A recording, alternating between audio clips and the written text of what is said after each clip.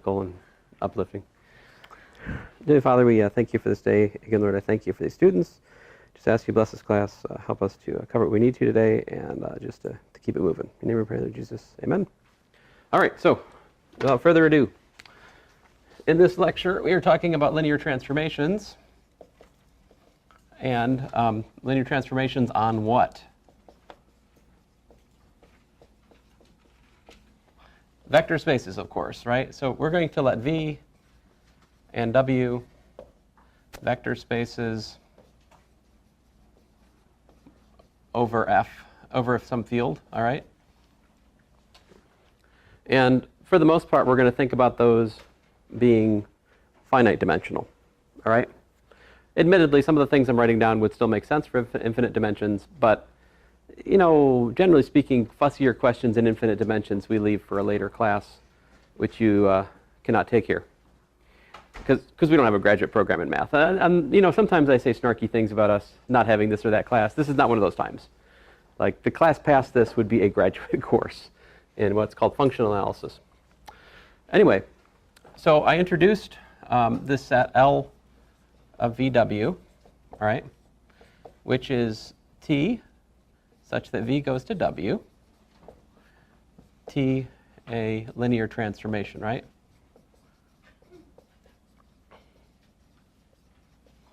And what does that mean?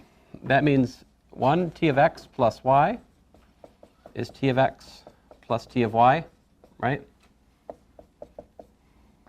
And 2, T of CX is equal to C T of X, right?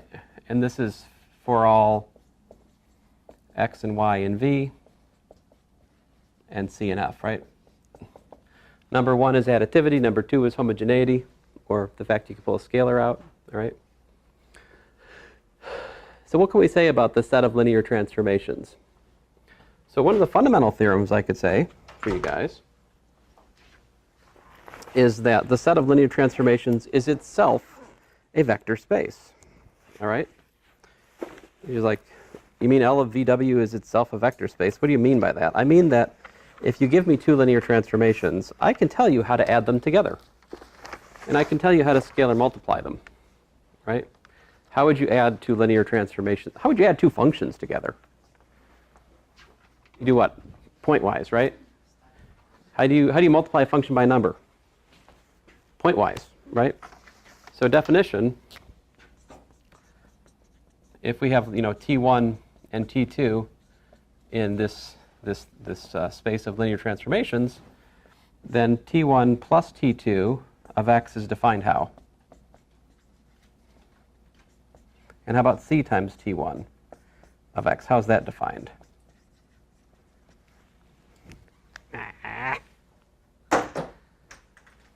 Close enough. I'm not waiting. T1 of X plus T2 of X. And this is C times T1 of X. Right? These are the pointwise definitions of T1 plus T2 and C times T1. Fact. T1 plus T2 and C times T1 are again elements of LVW. In other words, it's easy to prove, the details are in the notes in fact, that the sum or scalar multiple of linear transformations is once more a linear transformation. All right? So that's kind of neat. We have yet another way of making vector space, a new vector space, right? A set of functions which are linear. So there's an interesting theorem that we can state here. Suppose we have L1, which is, say, a mapping from V to W, and L2, a mapping from W to U, all right? And here, U, V, and W, all vector spaces over some field, all right?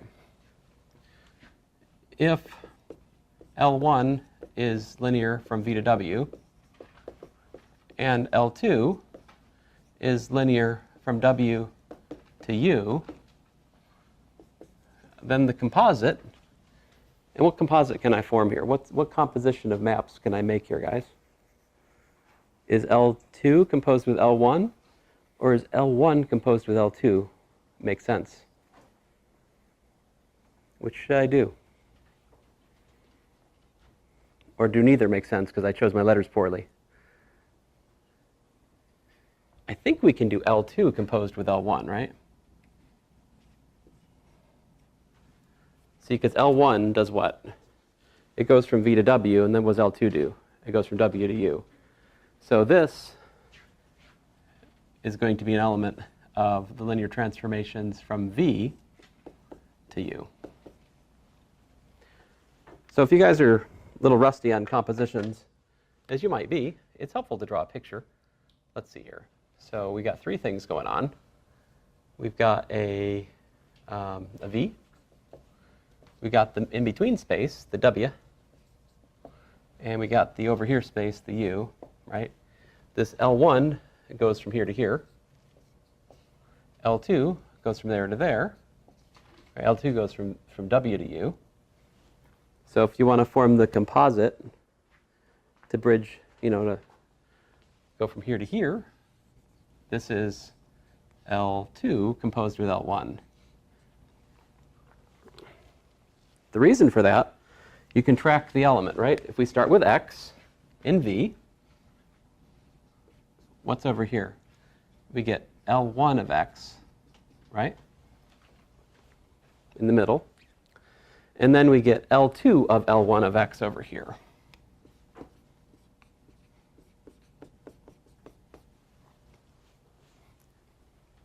So composition's kind of funny.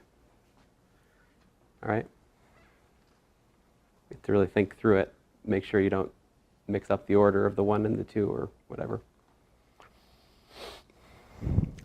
All right, so first of all, I would point out that for my theorem, at least the composition makes sense, right? Now my claim is that L2 composed with L1 is a linear transformation. What do I need to do to prove this claim?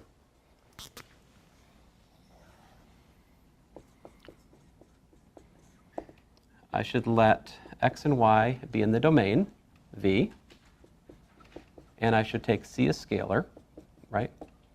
And I should consider L2 composed with L1 of Cx plus Y, right? My goal is to show I can pull the scalar out and I get, the sum of the composite of X and the composite of Y. Okay, so first things first, definition of composition, right? This is L2 of L1 of Cx plus Y, right? It's just definition of the composite. By the way, if you go on in math, we stop writing these little composition symbols, right? For example, in Math 421, we'll talk about permutations, and there we won't write the little circle between permutations. We'll just write them juxtaposed to indicate the composition. So this is kind of a transitory notation, but it's one I'll use throughout this course. All right, for the most part, we use the little circle to denote composition. All right, anyway, so what's next? L2. So I can do that's C times L1 of X plus L1 of Y. How do I know that? I'm assuming that L1 is a linear transformation from V to W, right? So that means that L1 allows me to pull out scalars and break up across addition, right? So I'm using linearity of L1. My next move would be, okay, well that's C times L2 of L1 of X, right? Plus L2 of L1 of Y, right? Since L2 is an element of the linear transformations from W to U, right?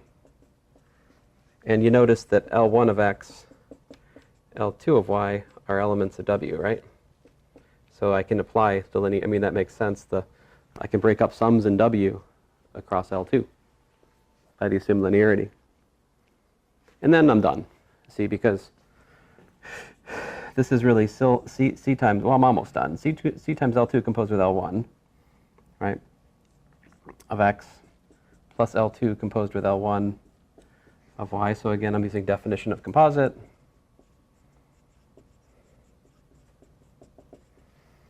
And then what? Then finally, finishing below here, C times L2 composed with, oh, wait a minute. Oh no, I'm done. That's what I wanted to prove. Sorry, I was thinking about proving something else. Let me not go on. We're done. Yeah. So there you go. We have proved. So what is this? It follows what?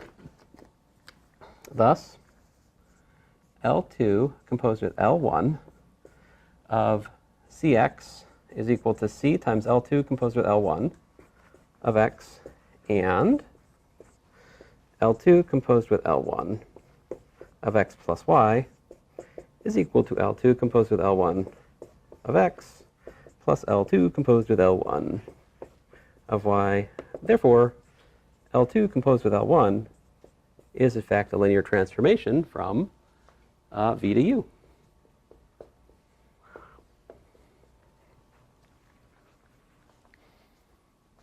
Can we put this into words? Is there a simple sentence we could say to summarize what I just said?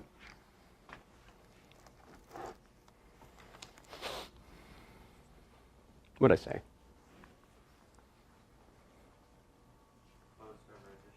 It's closed over addition.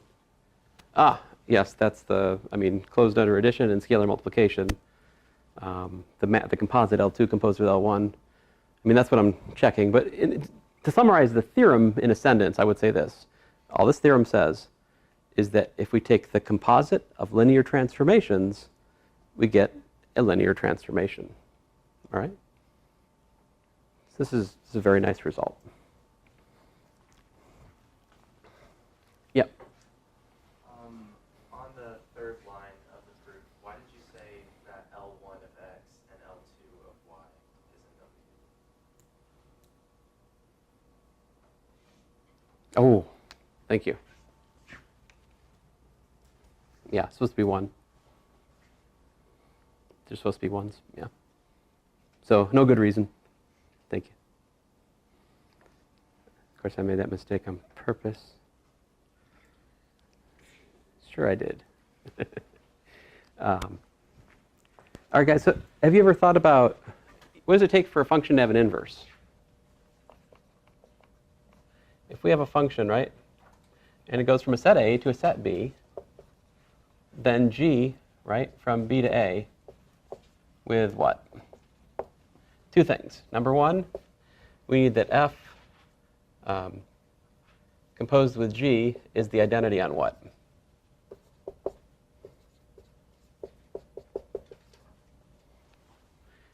So G does what? It goes from, so it's the identity on B, and G composed with F should be the identity on A.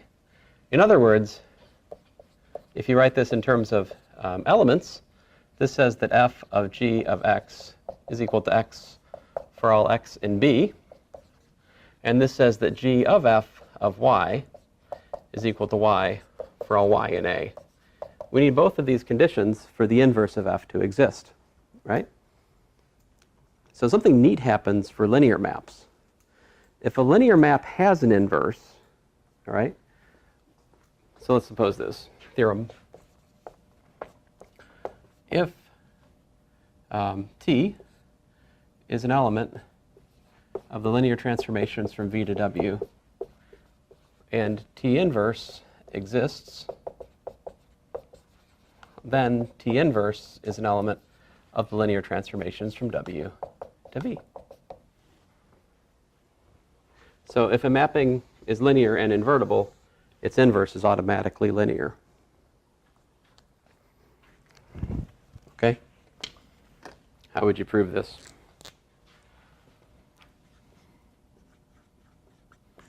So let's assume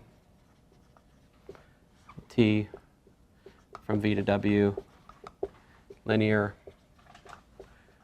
and T inverse from W to V is function, right?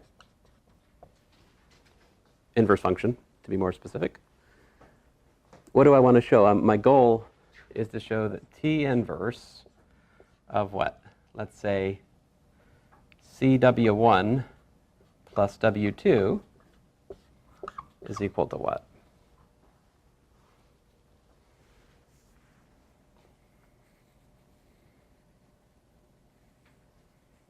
I mean, I'd like to pull the constant out and break up across addition. If I could do that, that shows linearity, right?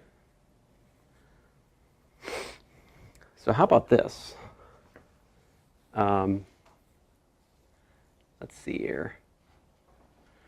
This is T inverse of C of T of y1 plus T of y2, where y1 is equal to what? T inverse of W1, and y2 is T inverse of W2, right? If the inverse exists, it must be a surjection. So everything in W is hit by, I mean, I can use the inverse map as the point, right? But then what can you do? How about this? We're assuming that T is linear, right? So what's that allow us to do? If T is linear, we can pull that constant inside, right? This is T of CY1 plus Y2, right? By linearity of T.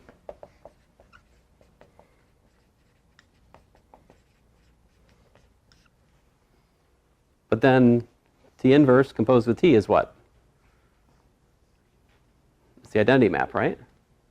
So by definition of inverse, we have CY1 plus Y2 as T inverse composed with T is what? The identity on what?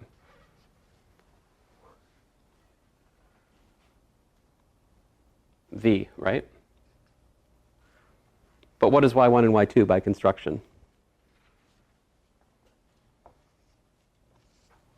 So we have C times T inverse of W1 plus T inverse of W2.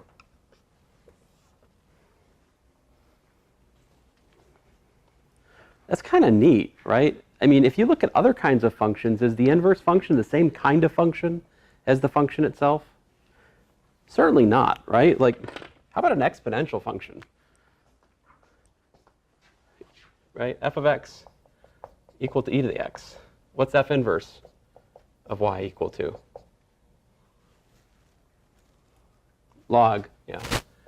Are those both logs, or are those both x? No, they're not both logs, they're not both x. They're different kinds of functions, right? Usually when you look at the inverse of a given function, it's something not the same. So the fact that linear functions have inverses which are of the same structure, that's really quite special. Yeah? Okay. So I would remind you, if you're rusty on the concept of the image or the inverse image of a set, you need to review that. If you don't know what I mean when I say those words, you have some reading to do. I discuss image and inverse image of sets in like the initial chapter. I told you guys earlier you could skip over that. Well, that was not a license to skip over it for the course. It was a license to skip over it until about now. So I'll write them down again. So image of a set, how's that work?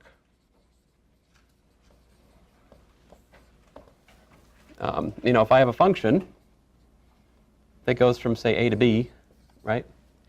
And if I have U is a subset of A, then I can define the image of f under U, and that is just going to be f of x, such that x is in U. So this is a set of all possible outputs with inputs taken from U. This is the image of U under f. All right? Inverse image. All right? So if, let's say, V is a subset of B, again, working with the function f, then f inverse of V, what's this defined to be?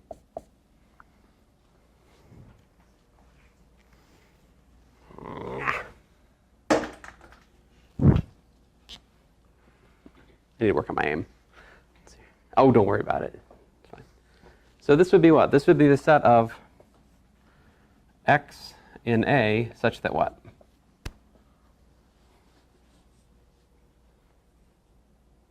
Where does f of x have to land? Right, f of x is in V. This is the so-called inverse image of V.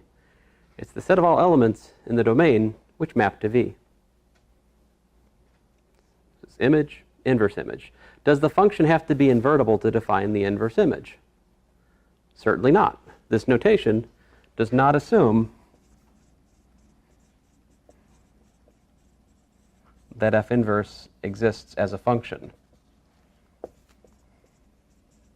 This is set theoretic notation. All right?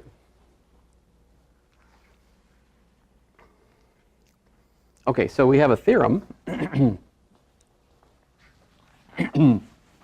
about inverse images and images of a linear transformation. The theorem is quite beautiful and simple to remember. State it for you. The theorem is this.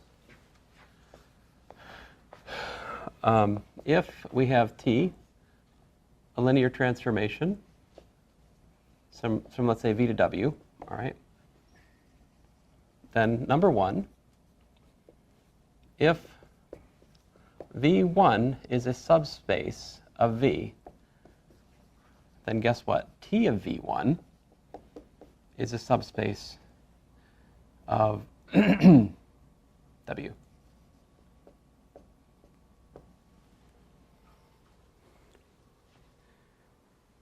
I guess I could be greedier than that.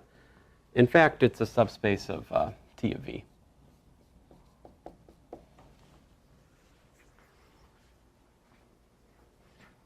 And T of V is in fact a subspace of W.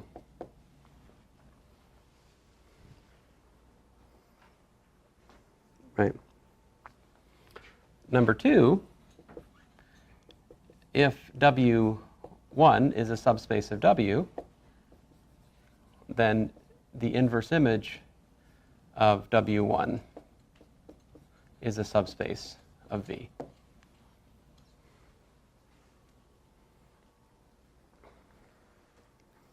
So the image and also the inverse image of a subspace is yet again a subspace in the natural sense. Both of these claims can be proved by the subspace test, and I'll probably go through the gory details in the review session Thursday. I won't, you can read them, the rest of you. I will prove it in a special case here. There's two very special cases. By the way, some definition, right? Well, one of the definitions I should probably say, remind you, if we have T from V to W, right? And T of V is equal to W, we say T is what? Onto, right? Or T is what? A surjection. Or we say it's surjective, all right? If the codomain is the range, it's a surjection. So anyway, there's two very special cases of the theorem above. All right. So number one, the kernel of T. All right. Again, we're talking about for a linear transformation from V to W. All right. What's the kernel of T defined to be? Kernel of T is the inverse image of the zero subspace.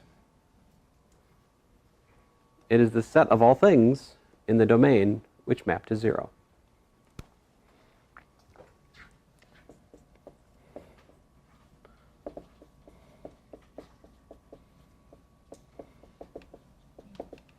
So x in V such that T of x is equal to 0.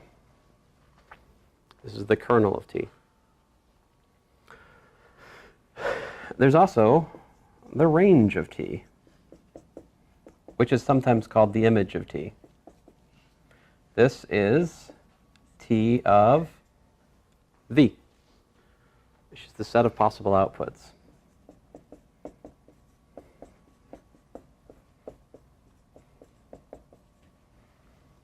Right? The theorem that I just wrote above, but I don't think I'm going to prove today because we don't have that much time today, but it's easy enough to prove.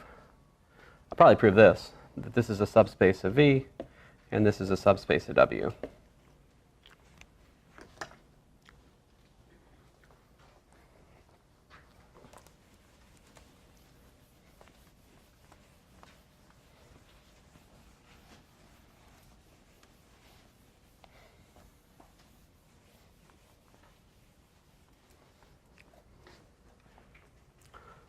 Let's work on proving that the kernel is a subspace. That shouldn't take us too long. Theorem. Kernel of T, subspace of V. All right? It's a proof. If T from V to W is linear, then T of 0 is equal to 0, right? Therefore, 0 is an element of the kernel of T, which we've just shown is non-empty. So we're going to prove that it's a subspace by the what? The subspace test, right? So let's let x and y be in the kernel of T. What do I want to show? And let's let C be a scalar. I should do what? I should consider T of Cx plus y. Why should I do that?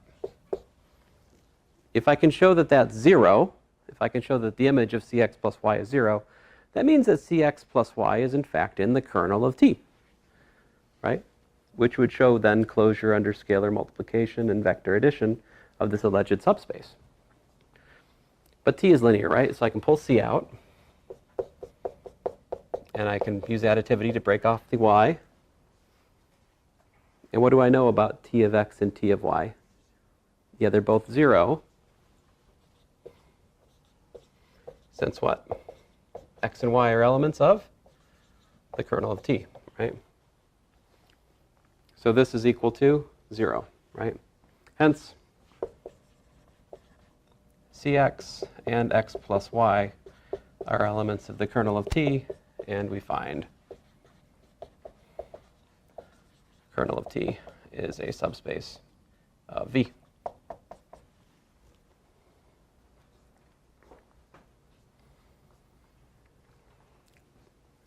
This should feel familiar. This feels a lot like the proof we did for the null space being a subspace of Rn for an n by n matrix, right? Kind of similar. Yeah.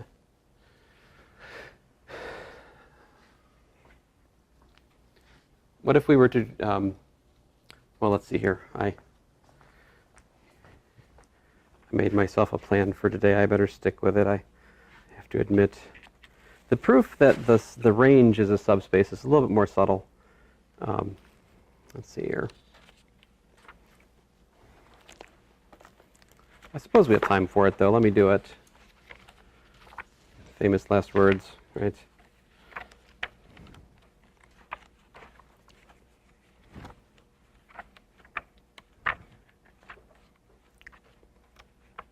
There's a theorem I need to share with you guys. If I'm not careful, I'm going to forget it.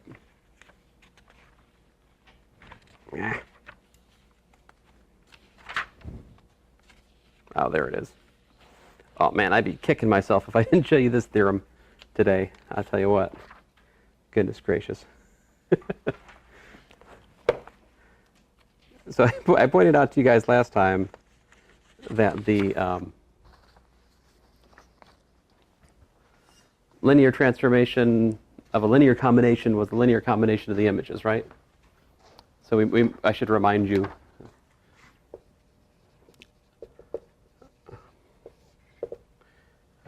T of the sum, I equals 1 to n, of ci vi is equal to the sum I equals 1 to n of ci t of vi. So we'll need that.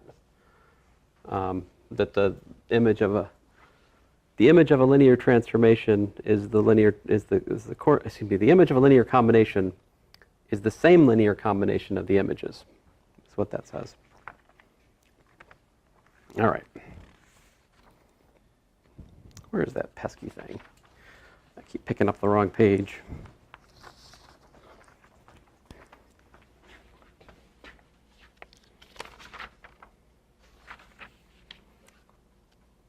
Ah.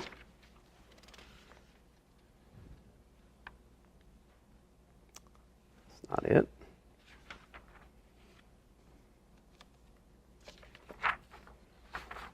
Oh, here it is.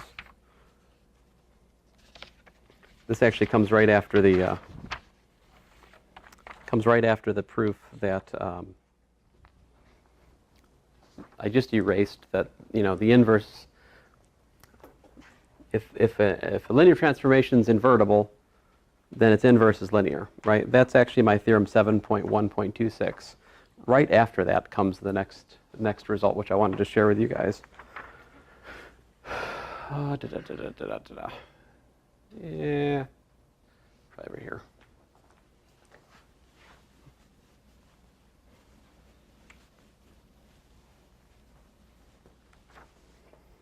Here it is.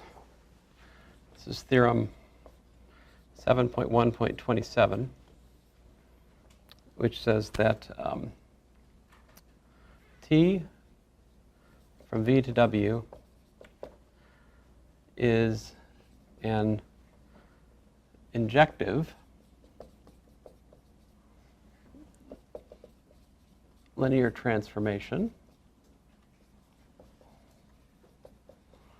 All right. Well, excuse me, I'm butchering it. It says if, kind of an important word, if, right? If T is an injective linear transformation, then S, a subset of V, linearly independent, implies that the image, T of S, is linearly independent in W. So in other words, an invertible, excuse me, not invertible. I'm not saying that T is invertible. In fact, it may not be possible to invert T. But nevertheless, if T is injective, it implies that it takes linearly independent things to linearly independent things. All right. So how would we prove such a thing? So here's the proof. Let's suppose that T is linear from V to W, and T is 1 to 1, right? It's injective. Also, suppose that S, a subset of V, is linearly independent. All right? And here, we're going to suppose, well, for the simplicity of the proof here, we're going to suppose that S is finite, V1. I mean, it has to be. I really don't intend to study infinite dimensional things here, so just for clarity's sake, let's suppose that S has the form V1 through, say, VK, okay?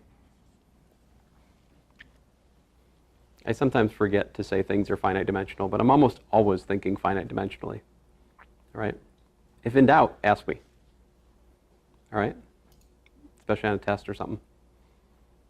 Okay? Now, so what does T of S look like then? For a finite set, what does T of S look like? T of S is the set, right? T of V1, T of VK. It's the set of images of the set S. That's what that means, image of S under T. So we're trying to ask the question, we're trying to prove that that's linearly independent in W, so what do I need to do? To prove linear independence, I need to consider, right, C1 T of V1 plus dot dot dot dot dot plus CK, right? T of VK equal to 0. Let me rewrite this. This is really saying the sum, well, I guess it doesn't add anything to write it in the sum. I wrote the idea in summation notation on the rightmost board. I'm about to use that idea here in this proof. I'm going to trade a linear combination of images, right? This I can rewrite using linearity of T as T of C1 V1 plus CK VK, right? Since T is linear.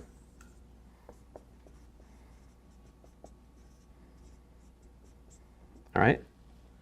And on the other hand, 0, well, 0 is T of 0, right? Proved last time, right?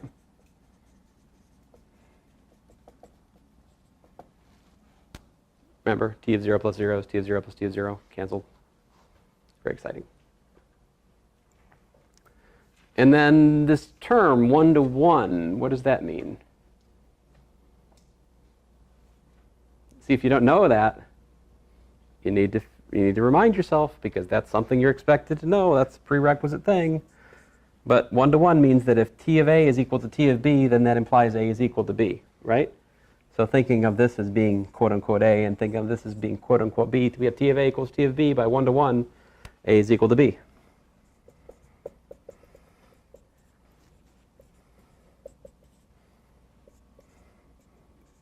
That's by injectivity of T.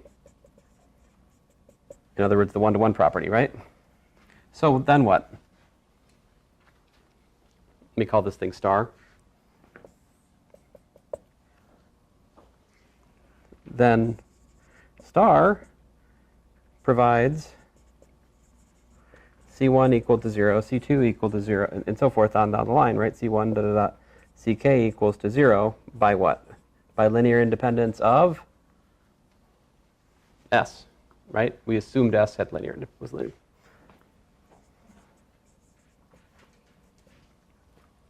So there you go. Thus, what?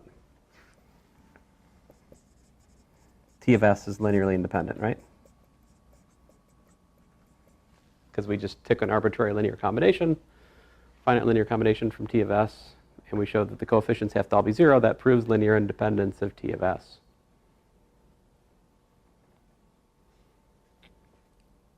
So, I posed the question last time, how can we be sure that, we maintain linear independence of a set under the transformation? So what'll do it for you? Apparently, if we have injectivity of the map, we preserve linear independence, right? Now, the second half of this theorem, which I didn't write down, is that if you have any linear transformation, the inverse image of a linearly independent set is automatically linearly independent. The second part of this theorem says that if let's say if W1 is a subset of W, and W1 is linearly independent, then the inverse image of W1, which is, by the way, a subset of V, is linearly independent. Again, oops, I'm using T here. I all of a sudden have swapped over to L. This is, again, for T, a linear transformation from V to W as usual. So this is this right here is the second half of theorem 7.1.27, which I will not prove, but it's interesting because it says that apparently if we take the inverse image of a linearly independent set, we get a linearly independent set. Notice there's no condition on T there. Almost seems too good to be true. Let's see here. So how can we tell whether or not a linear map is injective? Like, what is there some kind of simple? How do you check 1 to 1, right? How do you check 1 to 1 for a linear map?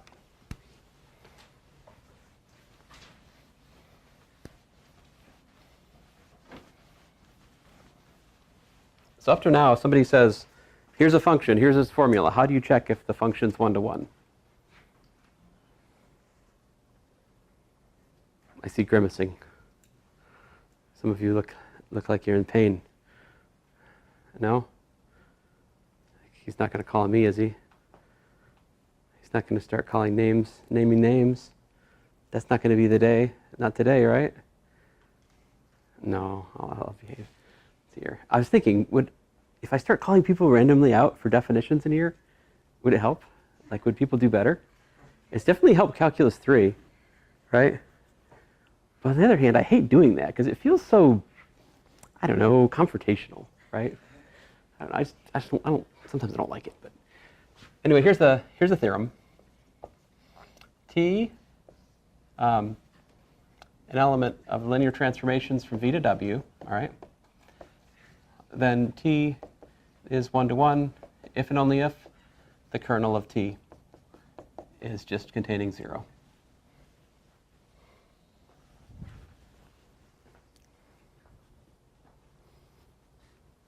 So if you were to naively extend this to like functions, from reals to reals, right? If so, define functions from real to real, define the kernel of f to be, x in the reals such that f of x equals to 0, right? If you were to do that, and you were to look at f of x equals to x squared, what's the kernel of f? In other words, we're looking for x such that x squared equals to 0. What's that? Yeah, it's just 0, right? So if you believe this theorem for functions on the reals, this proves that the quadratic function is 1 to 1, which is kind of hard to do, right? Because the quadratic function kind of looks like this.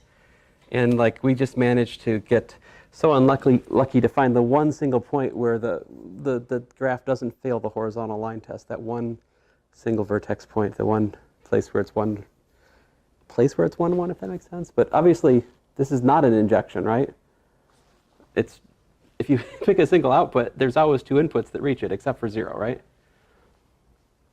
This theorem is amazing. It says that you can see what happens at 0. Whatever happens at 0 happens everywhere else in some sense, is what this theorem says for a linear transformation. It says we can judge the injectivity of a linear transformation just by calculating its kernel. This is really, really powerful. We will use this over and over and over again in here. So let's prove it. So this is a biconditional proof, right? This we could replace with one of these guys, right? So forward, we suppose T is 1 to 1. Notice x in the kernel of T, right, means what? T of x equal to what?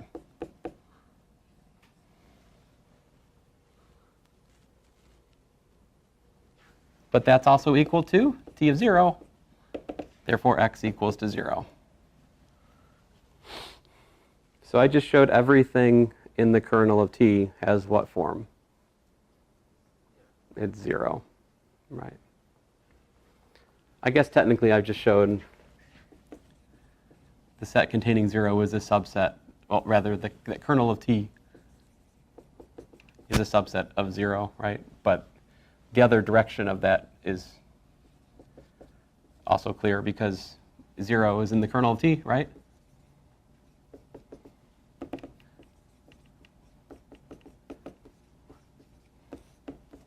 Well, that's half the proof, right? We're done with the forward. We've proved the kernel of T just contains 0 for an injective map. Now the other way.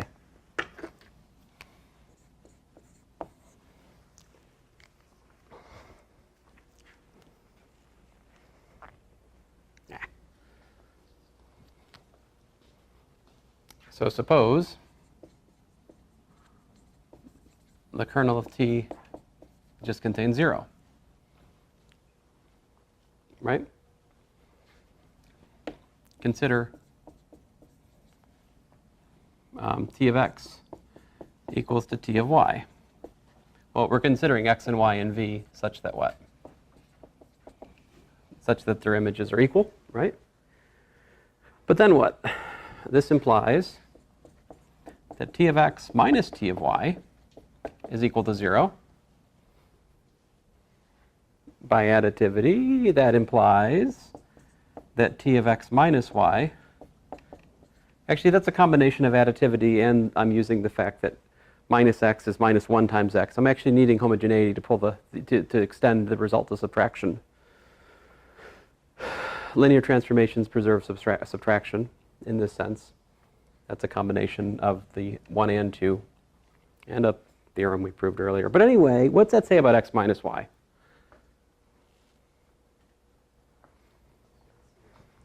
More specifically, that says that x minus y is in the kernel of T, right? Which, by the way, is 0. So that implies, yes, that x minus y is equal to 0, which of course implies that x is equal to y. Therefore, T is 1 to 1. So there you go. To prove a linear transformation is 1 to 1, we just need to show it has 0 kernel. This is very, very beautiful.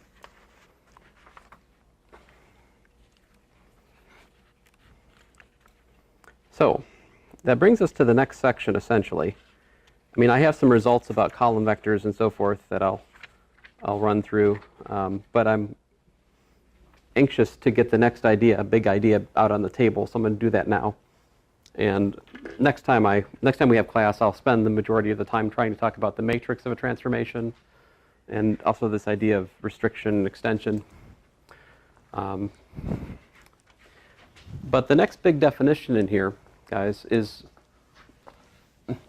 really one of the big ideas of this course, which is isomorphism. Okay, so definition.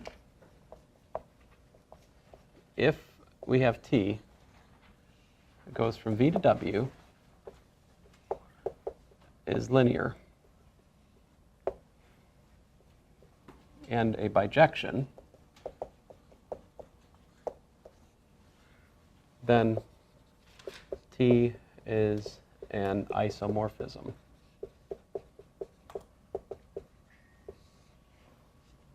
And we say V is isomorphic to W. So V and W are isomorphic as vector spaces.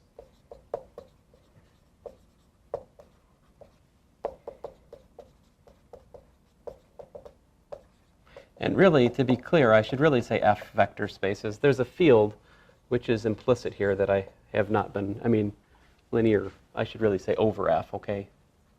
The field is important.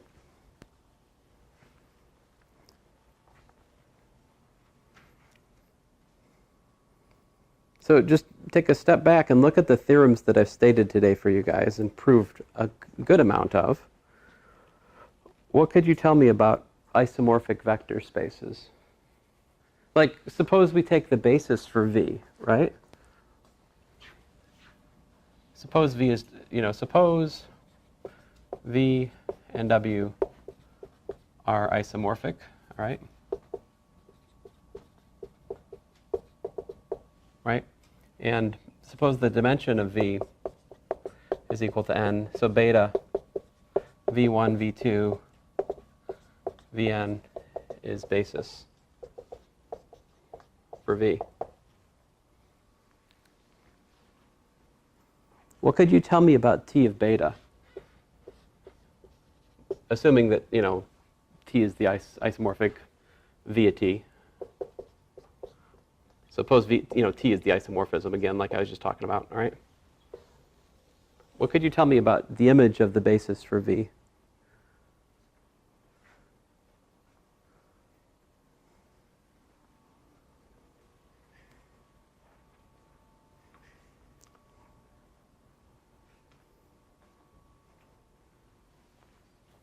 Is it linearly independent?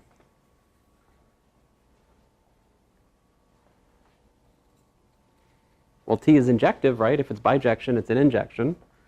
So we're having injective linear map. This is a linearly independent set. The injective image of a linearly independent set. This is linearly independent subset of W, right?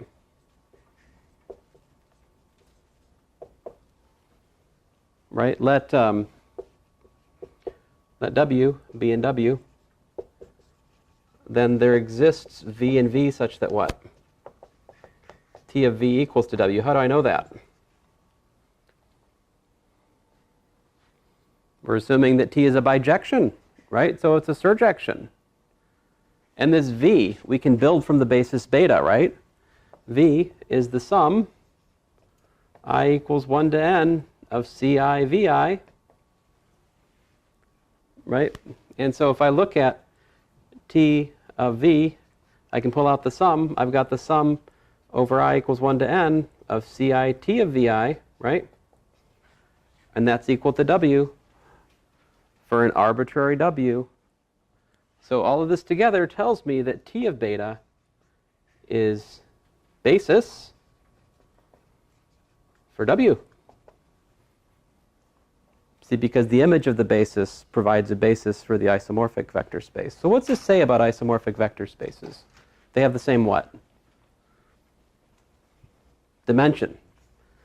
Right. That's kind of it. If you want to tell whether or not two vector spaces are isomorphic over a given field, it's going to turn out that if they have the same dimension, they're isomorphic. So for example, a set of three-dimensional column vectors over the reals is isomorphic to the set of polynomials up to order 2, is isomorphic to the set of antisymmetric 3x3 matrices, is isomorphic to the set of traceless 2x2 real matrices. You go on down the list. You pick anything with 3 free real parameters, it's going to be isomorphic to R3. So this is an idea we want to wrap our mind around, and we'll spend considerable time thinking about. Anyway, I shut up. Thanks, guys. So Wednesday. Enjoy your day off.